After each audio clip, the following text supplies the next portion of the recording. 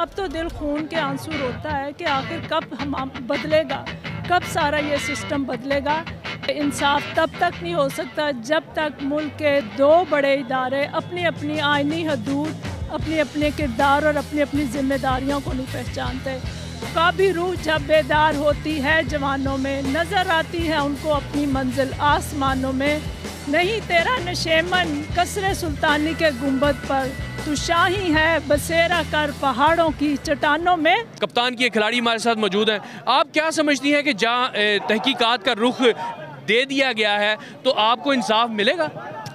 جی مجھے لگتا ہے کہ انصاف تب تک نہیں ہو سکتا جب تک ملک کے دو بڑے ادارے اپنی اپنی آئینی حدود، اپنے اپنے کردار اور اپنی اپنی ذمہ داریوں کو نہیں پہچانتے۔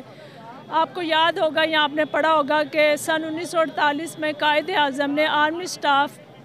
جو کوئٹہ کالج میں ان کے ورڈز تھے کہ ملک کی جو فوج ہوتی ہے وہ عوام کی نوکر ہوتی ہے، اس کا کام صرف اپنی حدود میں رہ کر اپنی ذمہ داریوں کو پورا کرنا، اپنے فرائض کی انجام دہی ہے، جبکہ جو ملک میں اگر فیصلہ سازی یا قانون سازی کا وہ سویلینز کا کام ہے۔ یہ سن 1948 کی بات ہے اور مجھے لگتا ہے کہ تب سے لے کے آج تک ہم وہیں کے وہیں کھڑے ہیں۔ میری آج ریکویسٹ جو ملک کے حالات ہیں اس پر دل، اب تو میرے خیال میں ایک افسوس جو ورڈ ہے نا اس کو آپ چھوڑ دیں۔ اب تو دل خون کے آنسو روتا ہے کہ آخر کب ہم بدلے گا، کب سارا یہ سسٹم بدلے گا۔ میں صرف یہ دو بڑے اداروں کے جو سربراہان ہیں ان سے ایک ریکویسٹ کروں گی، ایک قوم کی بیٹی ہونے کے ناطے، پاکستانی ہونے کے ناطے، کہ صرف اتنا سوچیں کہ جب اللہ تعالیٰ انسان کو کسی منصب پہ بٹھاتا ہے تو آگے جا کر اس کے اپنے منصب پر بیٹھ کر کیے گئے تمام اس نے جو فیصلے کیے ہیں یا کیا اس کی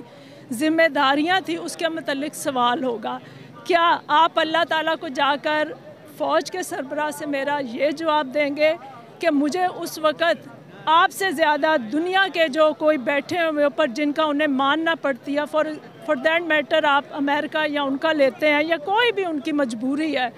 تو کیا آپ اللہ کو یہ جواب دیں گے کہ آپ سے زیادہ مجھے دنیاوی جو مسئلے مسائل تھے ان کی وجہ سے آپ کا حکم پیچھے کرنا پڑا؟ کیا آپ ان کو یہ کہیں گے کہ میں اپنے منصب پر بیٹھ کے آپ کے اصولوں کے مطابق یا میں نے جو حلف اٹھایا اس کی میں نے روگردانی اس لیے کی کہ میں وہ نہیں کر سکتا تھا، آپ کو میں پیچھے کر سکتا تھا؟ ایک رائے ہے کہ کہا جا رہا ہے کہ حملے کی ایک وجہ یہ بھی ہے کہ جو لوگ خان کے ساتھ چل رہے ہیں اس مارچ میں وہ پیچھے ہٹ جائیں، ڈر جائیں۔ خواتین تو ویسے ہی صنف نازک کہا جاتا ہے، تو ڈر گئی ہیں، دبک گئی ہیں، اب خان کال کریں گے تو جائیں گی؟ دیکھیں جی، یہ آپ کیسے کہہ سکتے ہیں کہ ڈر گئی تھی؟ مجھے لگتا ہے کہ اس نے تو اس تحریک کو اور زیادہ تقویت دے دی اور لوگوں میں جوش آ گیا، نیا عزم آ گیا۔ یہ کیسے ہو سکتا ہے؟ یہ تو ایک ویسے بھی دنیاوی سی چیز ہے کہ آپ کسی چیز کو جتنا روکتے ہیں، جتنا پیچھے کرتے ہیں، وہ چیز اتنی آگے آتی ہے۔ یہ ان کے سارے جو پچھلے 6 مہینے سے جتنے انہوں نے حربے استعمال کیا ان سے دن بدن عمران خان کی بھی مقبولیت میں اضافہ ہوا، ان کے جو سپورٹرز تھے، ان کے جو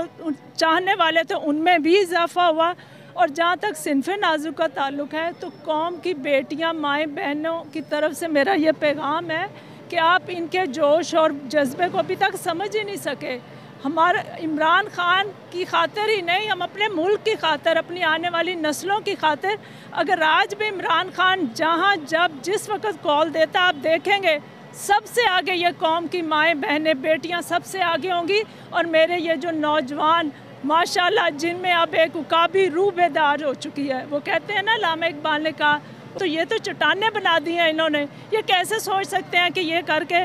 اور اگر خدا نہ خواستہ عمران خان کو کچھ ہوتا ہے تو میں تو کہتی ہوں کہ یہ ملک خدا نہ کرے کہ اس میں کوئی ایسا وقت آ جائے کہ ہم اس وقت کو پچھتائیں کہ ہمیں اس کو سنبھال لینا چاہیے تھا۔ تو خدا را میری درخواست ہے کہ ملک کے جو دو بڑے ادارے ہیں وہ اپنی اپنی ذمہ داریوں کو، اپنی اپنی آئینی حدود کو سمجھیں، سب اپنی اپنی جگہ رہ کے کام کریں اور اس ملک کی ترقی کا اور اس خوشحالی کا سوچیں۔